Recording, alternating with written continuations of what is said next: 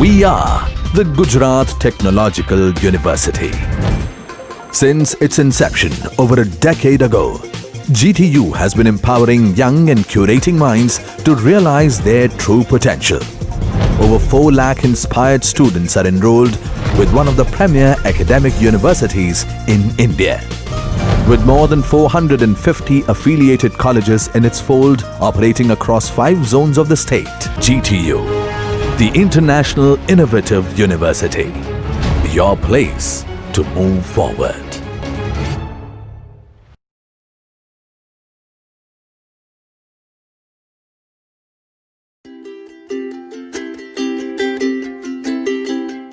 નમસ્કાર મિત્રો, આજે આપણે જોશું સ્ટેપ ડાઉન ચોપર.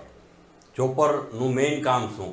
તો કે ફિક્સ ડીસીનું વેરિયેબલ ડીસીમાં કન્વર્ઝન કરે. આપણે જે જોયું હતું એમ કે ફિક્સ ડીસી જે આવતા હોય છે ડીસી સિગ્નલ, તો એને વેરિયેબલ ડીસીમાં જ્યારે જરૂરિયાત હોય છે ઇન્ડસ્ટ્રીમાં વેરિયેબલ મોટરનો આપણે યુઝ કરતા હોઈએ છીએ, તો એમાં આપણને ચોપર ખૂબ જ ઉપયોગી છે ઇન્ડસ્ટ્રીયલમાં. તો એમાં ચોપરમાં આપણે બેઝિક સર્કિટ એસસીઆરની જે ટ્રિગરિંગ સર્કિટ છે એ વર્ક કરશે. એમાં જે મેઇન સર્કિટ આપણી કહીએ છીએ ટ્રિગરિંગ સર્કિટ, કે જે જરૂરિયાત પ્રમાણે ચોપરને ઓન કરશે અને જરૂરિયાતના ડિલે પ્રમાણે ઓફ કરશે.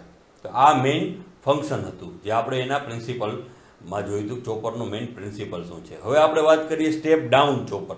તો સ્ટેપ ડાઉન ચોપર એટલે શું? તો કે જે મેઇન ઈડીસી છે, ઈડીસી કરતાં જે આઉટપુટ આપણને મળશે E0 એ ઈડીસી કરતાં ઓછું હશે. તો હવે એ કઈ રીતે શક્ય થાય કે જ્યારે આપણે આઉટપુટ છે એ ઇનપુટ કરતાં ઓછું લેવું હોય તો એ ચોપરની અંદર સ્ટેપ ડાઉન છે એ કઈ રીતના વર્ક કરે છે? તો એનો આપણને બેઝિક સર્કિટ ડાયાગ્રામ આપેલો છે કે આ જે છે એ ચોપર છે કે જેમાં આ એસસીઆર રાખેલું છે, થાઇરિસ્ટર, અને ટ્રિગરિંગ સર્કિટ ઇનબિલ્ટ છે કે જે આપણને સરળતા ખાતર દર્શાવેલી નથી. અને અહીંયા ડાયોડ છે, આ છે ઇન્ડક્ટર અને આ લોડ.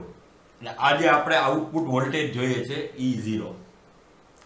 તો હવે આમાં વર્કિંગ કઈ રીતના થશે કે જ્યારે આપણે ચોપરને ઓન કરશું એટલે કે આને ગેટ સિગ્નલ મળશે સર્કિટ દ્વારા અને આ ચોપર ઓન થશે, તો ત્યારે ઇન્ડક્ટરમાંથી કરંટ પાસ થઈ, લોડમાંથી પાસ થઈ અને ડીસી સોર્સમાં પાસ થશે. તો એ દરમિયાન ઇન્ડક્ટરમાં છે એ એનર્જી સ્ટોર થશે.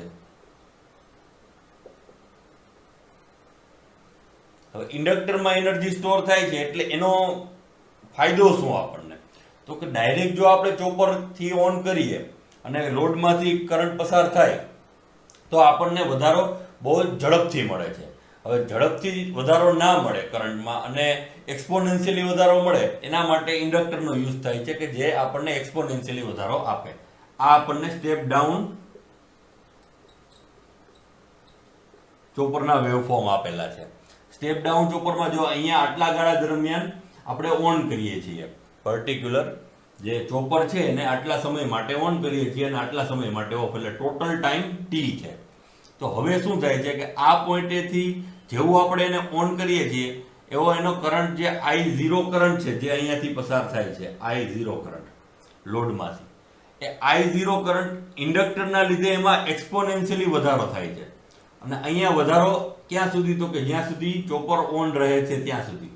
જેવું ચોપરને અહીંયાથી ઓફ કરવામાં આવે છે એટલે કે એના વોલ્ટેજ છે એ 0 થઈ જાય છે. ક્યાં વોલ્ટેજ? તો કે E0. જે આઉટપુટમાં આપણને E0 વોલ્ટેજ મળે છે એ વોલ્ટેજ જ્યારે આને ઓફ કરશું ત્યારે 0 થઈ જશે. તો હવે ઇન્ડક્ટરમાં જે એનર્જી સ્ટોર થઈ છે એ એનર્જી અહીંયાથી એનામાંથી કરંટ રિલીઝ થશે અને એ ડાયોડ ડી મારફતે એની એનર્જી છે એ રિલીઝ થશે. એટલે આ આપણને કરંટ જો ઘટતો જોવા મળે છે. બરાબર. આ શું છે? તો કે ઇન્ડક્ટરની જે એનર્જી છે એ રિલીઝ થાય છે. હવે ત્યાર પછી જ્યારે પાછું આપણે ઓન કરશું, આ પાછો ઓન ગાળો છે, જેવું આપણે ચોપરને ઓન કરશું એવું એની એનર્જી છે એક્સપોનેન્શિયલી વધશે.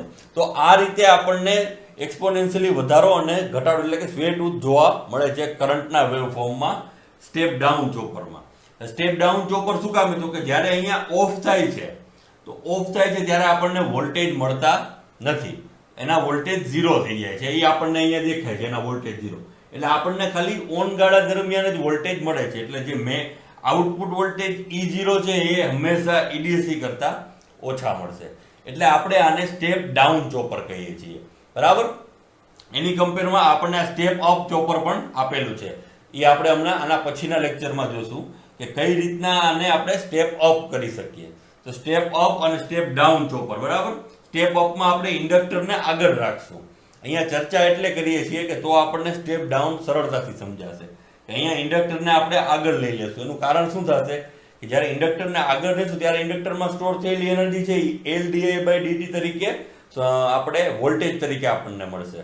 જ્યારે અહીંયા ઇન્ડક્ટર છે એ ચોપર પછી જોડેલું છે. સર્કિટ આપણને યાદ રહેવી જોઈએ, કારણ કે સ્ટેપ ડાઉન ચોપરમાં શું છે તો કે ઇન્ડક્ટર છે SCR પછી હોવું જોઈએ, જેના કારણે આપણને વોલ્ટેજ છે એ ઓછા મળે. જો ઇન્ડક્ટર પહેલા હશે તો ઇન્ડક્ટરના LdI/dt વોલ્ટેજ કન્સિડર થશે. જ્યારે ઇન્ડક્ટર ચોપર પછી હશે એટલે જ્યારે સપ્લાય આપણે ચોપર બંધ થઈ જશે ત્યારે આ સર્કિટ છે એ આનાથી અલગ પડી જશે. ત્યારે ઇન્ડક્ટરમાં સ્ટોર થયેલી એનર્જી આ રીતના કરંટના રૂપમાં રિલીઝ થશે. જ્યારે ઇન્ડક્ટર આગળ હશે ત્યારે એનર્જી રિલીઝ થશે નહીં. ઇન શોર્ટ, જ્યારે આપણે વધારે વોલ્ટેજ જોતા હોય તો ઇન્ડક્ટરની એનર્જી રિલીઝ થવી જોઈએ નહીં. ઇન્ડક્ટર એલની અંદર જે એનર્જી સ્ટોર થાય છે એ રિલીઝ ના થવી જોઈએ, તો એ આપણને વધારે વોલ્ટેજ આપે, બરાબર. એને આપણે એવી રીતે સમજીએ કે પાણીનો ટાંકો હોય તો પાણીનો ટાંકો ભરાઈ ગયો છે, એના પાણીનો વોલ્ટેજ છે અને આપણે વોલ્ટેજ તરીકે કન્સિડર કરીએ. જો એમાંથી પાણી બહાર નીકળે એ કરંટ છે. તો આપણે વોલ્ટેજ વધારે જોતા હોય તો આપણે પાણી બહાર નીકળવું જોઈએ નહીં, એટલે કે એ પાણી ટાંકામાં જ રહેવું જોઈએ. તો એ ક્યારે રહે? અહીંયા ઇન્ડક્ટર જે છે એમાં એનર્જી સ્ટોર થાય છે. તો એ એનર્જી સ્ટોર ક્યારે રહેશે કે એને રિલીઝ થવાનો પાથ નહીં મળે તો, બરાબર. જો એને રિલીઝ થવાનો પાથ મળી જશે તો એ એનર્જી રિલીઝ થશે અને એના વોલ્ટેજ છે એ ઘટી જશે અને કરંટ છે એ આપણને મળશે. તો અહીંયા કંઈક એવું જ થાય છે કે ઇન્ડક્ટર છે એ SCR પછી છે, એટલે જ્યારે SCR નહીં હોય ત્યારે પણ એની પાસે પાથ છે જ ખાલી થવા માટેનો, બરાબર. એટલે આ પાથમાં એ એનર્જી રિલીઝ થશે એટલે આપણને વધારે વોલ્ટેજ મળશે નહીં. જ્યારે ઇન્ડક્ટરને આપણે અહીંયા લઈ લેશું એટલે શું થશે કે SCR છે એ અહીંયા હશે, એટલે જેવું SCR ઓફ કરશું એવો એને વોલ્ટેજ મળશે નહીં, એટલે એનર્જી જે સ્ટોર થયેલી છે ઇન્ડક્ટરમાં એ સરપ્લસ થશે, એટલે આપણને સ્ટેપ અપ વોલ્ટેજ મળશે, બરાબર. તો આ હતું સ્ટેપ ડાઉન ચોપર કે જેમાં આપણને આઉટપુટ વોલ્ટેજ છે એ ઇનપુટ વોલ્ટેજ કરતાં ઓછા મળે છે. એટલે જે જગ્યાએ આપણને ઇન્ડસ્ટ્રીમાં સ્ટેપ ડાઉન વોલ્ટેજની જરૂરિયાત હોય છે કે ફિક્સ ડીસીમાંથી વેરિયેબલ ડીસી ઓછા જોતા હોય છે, તો એ જગ્યાએ આપણે સ્ટેપ ડાઉન ચોપરનો ઉપયોગ કરી શકીએ છીએ. હવે આપણે જોઈએ સ્ટેપ અપ ચોપર. હવે સ્ટેપ અપ ચોપર એટલે શું તો કે જે એના ફિક્સ ડીસી આવે છે આઉટપુટમાં જે આપણને E0 મળે છે એ એનાથી વધારે મળે, એટલે કે સ્ટેપ અપ થાય. તો આ રીતે આપણે ફિક્સ ડીસીને વેરિયેબલ ડીસીમાં કન્વર્ટ કરશું, બરાબર. ચોપરનો મેઇન પ્રિન્સિપલ શું છે કે જે ફિક્સ ડીસી હોય છે એને આપણે વેરિયેબલ ડીસીમાં કન્વર્ટ કરીએ. આ મેઇન ચોપરનું ફંક્શન છે. તો હવે આપણે ચોપરના જે આપણે એક પ્રકાર જોઈએ તો સ્ટેપ ડાઉન ચોપર, જે આપણને અહીંયા દર્શાવેલું છે કે સ્ટેપ ડાઉન ચોપરમાં આપણે શું કઈ રીતના આઉટપુટ મળ્યું હતું ને આપણે આઉટપુટ વોલ્ટેજ શા માટે ઓછો મળતો હતો. હવે આપણે જોઈએ છીએ સ્ટેપ અપ ચોપર.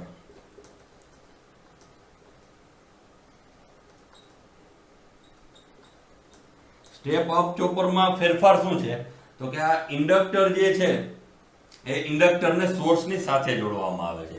જ્યારે SCR છે થાઇરિસ્ટર કે જેને ચોપરની સર્કિટમાં આપણે બોક્સમાં દર્શાવેલું છે એને આપણે વચ્ચે રાખશું જેમાંથી કરંટ પાસ થશે. શું કામે? આ રીતનું અને અહીંયા ડાયોડ કરંટ પાસ થવા માટે. આવું એરેન્જમેન્ટ શું કામે? સ્ટેપ અપ માટે.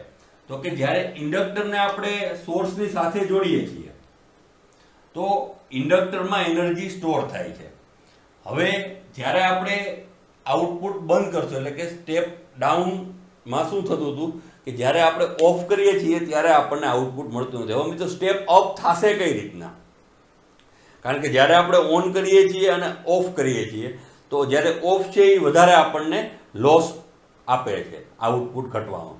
તો જ્યારે આપણને ઓફમાં પણ આઉટપુટ મળે તો આપણે સ્ટેપ અપ કરી શકીએ. તો આનું મેં એક એક્ઝામ્પલ આપણે વાત કરી હતી રીતનો કે જે પાણીનો ટાંકો છે એમાં પાણી ભરેલું રહેવું જોઈએ, બરાબર.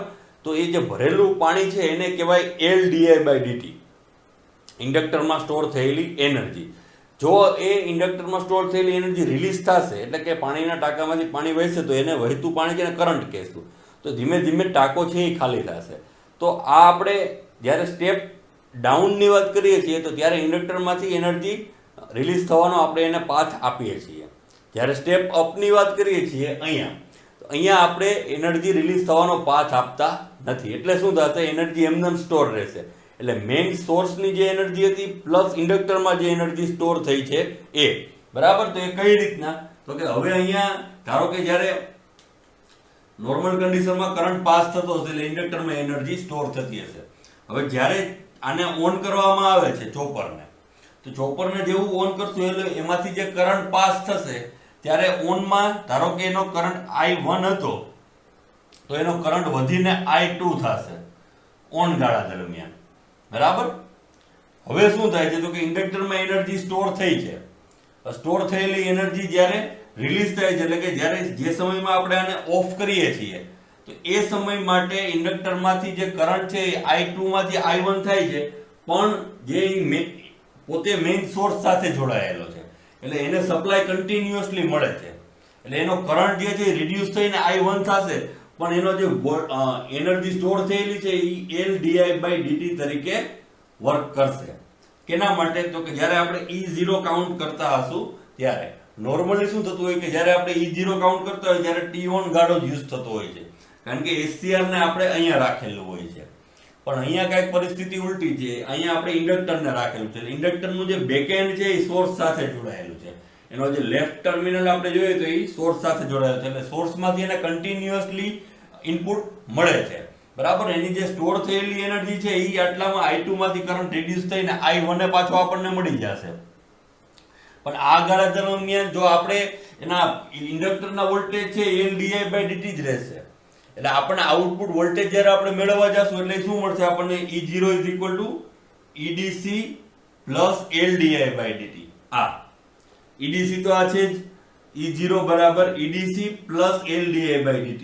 જ્યારે ઇન્ડક્ટર અહીંયા હતું, આપણે સર્કિટમાં જોયું હતું આની પહેલાના સ્ટેપ ડાઉનમાં, ઇન્ડક્ટર જો અહીંયા હોય અને SCR અહીંયા હોય તો શું થાય, SCR ઓફ થઈ જાય એટલે ઇન્ડક્ટરને ડાયરેક્ટ સોર્સમાંથી એનર્જી મળે નહીં, એટલે LdI/dt ત્યાં આવે નહીં, ખાલી કરંટ છે એ ડિસ્ચાર્જ રિડ્યુસ થાય એનો.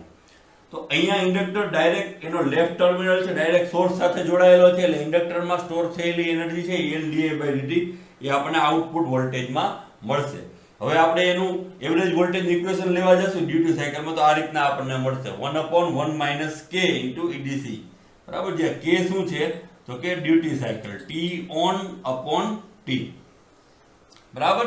તો આ રીતે આપણને સ્ટેપ અપ ચોપર જે છે એ વર્ક કરશે, કે જેમાં આપણને આઉટપુટ વોલ્ટેજ છે ઇનપુટ વોલ્ટેજ EDC કરતા વધારે મળશે, બરાબર. જે રીતે આપણને અહીંયા એના વેવફોર્મ દર્શાવેલા છે. તો આ થયું મિત્રો સ્ટેપ અપ ચોપર અને સ્ટેપ ડાઉન ચોપર. જ્યારે આપણે આઉટપુટ વોલ્ટેજ છે ઇનપુટથી ઓછા જોતા હોય તો આપણે સ્ટેપ ડાઉન ચોપરનો યુઝ કરીએ, કે જેમાં SCR છે એ સોર્સ સાથે જોડાયેલું હોય અને ઇન્ડક્ટર છે એ SCR સાથે જોડાયેલું હોય. જ્યારે સ્ટેપ અપ ચોપરની વાત કરવામાં આવે છે તો ત્યારે ઇન્ડક્ટરને આપણે સોર્સ સાથે જોડી દઈશું એટલે આપણને LdI/dt વધારે વોલ્ટેજ મળે, કારણ કે આપણે સ્ટેપ અપ કરવું છે. તો આ રીતે થયું મિત્રો સ્ટેપ ડાઉન ચોપર અને સ્ટેપ અપ ચોપર. ખૂબ ખૂબ આભાર.